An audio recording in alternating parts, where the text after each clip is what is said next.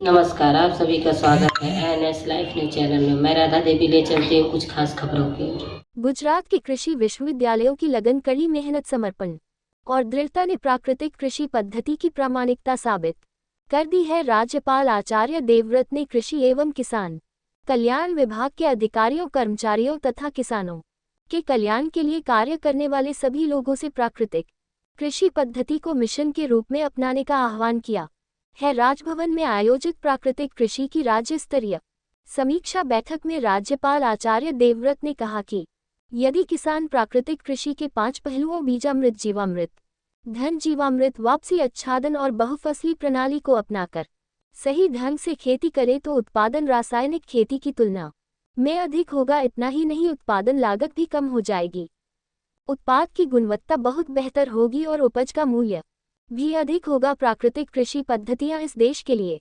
आवश्यक है। यह वर्तमान समय की मांग है और भावी पीढ़ी की आवश्यकता है। राज्यपाल आचार्य देवव्रत प्राकृतिक खेती पद्धति की प्रगति की समीक्षा के लिए राज्य के कृषि, किसान कल्याण एवं सहकारिता विभाग के उच्च अधिकारियों तथा राज्य के सभी कृषि विश्वविद्यालयों के कुलपतियों के साथ मासिक बैठक करते हैं। राजभवन में आज आयोजित समीक्षा बैठक में कृषि विश्वविद्यालयों के कुलपतियों ने प्राकृतिक कृषि के क्षेत्र में अपने विश्वविद्यालयों द्वारा किए गए अनुसंधान पर रिपोर्ट प्रस्तुत की। रासायनिक खेती की तुलना में प्राकृतिक खेती के तरीकों से काफी बेहतर परिणाम मिले हैं। राज्यपाल आचार्य देवव्रत ने इस पर प्रसन्नता एवं संतोष व्यक्त करते हुए कहा कि गुजरात प्राकृतिक कृषि विज्ञान विश्वविद्यालय, हालोल एवं आनंद दांतीवाड़ा, जूनागढ़ एवं नवसारी कृषि विश्वविद्यालयों की लगन, परिश्रम, निष्ठा एवं कड़ी मेहनत ने प्राकृतिक कृषि पद्धति की प्रामाणिकता सिद्ध कर दी है। ये शोध और इसके सकारात्मक परिणाम प्राकृतिक खेती को ही आगे बढ़ाएंगे।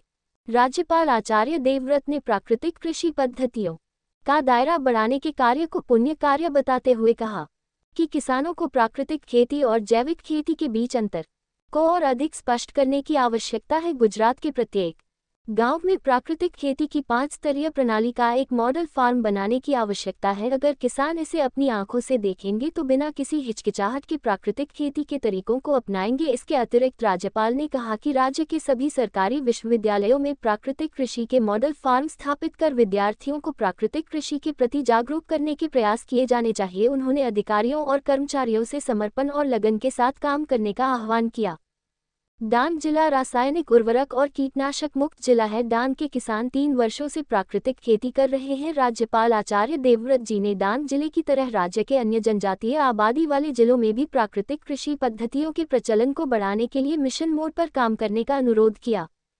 उल्लेखनीय है कि प्राकृतिक कृषि का दायरा बढ़ाने के लिए गुजरात में प्रत्येक 3 ग्राम पंचायतों पर एक यानी कुल 4,890 क्लस्टर बनाए गए हैं। किसानों को प्राकृतिक कृषि में प्रशिक्षित करने के लिए प्रति क्लस्टर 2 व्यक्तियों को शामिल करना, प्राकृतिक कृषि सखी एवं सामुदायिक संसाधन व्यक्ति की नियुक्ति की गई है। वर्तमान में नियुक्त 9,491 प्राकृतिक कृषि सखियों और सामुदायिक संसाधन व्यक्तियों में से 8,660 ने अपना प्रशिक्षण भी पूरा कर लिया है। वर्तमान में राज्य में 6,031 प्राकृतिक कृषि मॉडल फार्म संचालित है। प्रदेश में जैविक खेती करने वाले किसानों को अपनी उपज आसानी से बेचने के लिए बनाए गए बाजार में अप्रैल और मई 2025 इन 2 महीनों के दौरान 7.77 करोड़ रुपए से अधिक के जैविक कृषि उत्पाद बेचे गए।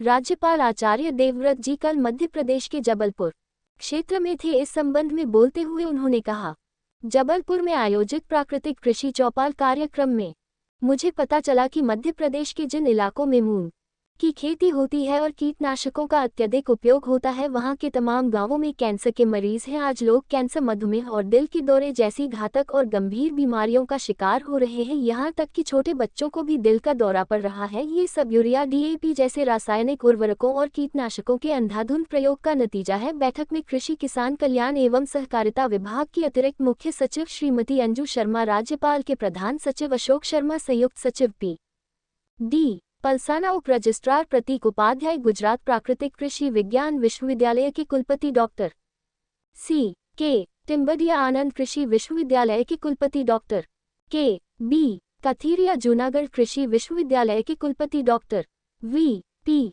चोफ्टिया, सरदार कृष्णनगर दांतीवाड़ा कृषि विश्वविद्यालय के कुलपति professor doctor R M. Chauhan Gujarat बीज निगम लिमिटेड के प्रबंध निदेशक प्रकाश रबारी, गुजरात प्राकृतिक कृषि विकास बोर्ड के कार्यकारी निदेशक C.M. पटेल, आत्मा समिति के निदेशक संकेत जोशी, नवसारी कृषि विश्वविद्यालय के निदेशक डॉक्टर हेमंत शर्मा, नोडल अधिकारी डॉक्टर ललित महात्मा सहित कृषि उद्यानिकी, पशुपालन एवं आध्यात्म विभाग के अधिकारी तथा कृषि विज्ञान केंद्र के वैज्ञानिक उपस्थित थे। रिपोर्टिंग सह संपादक विंध्याचल ओझा, जिला विशेष रिपोर्टर कुलदीप तिवारी।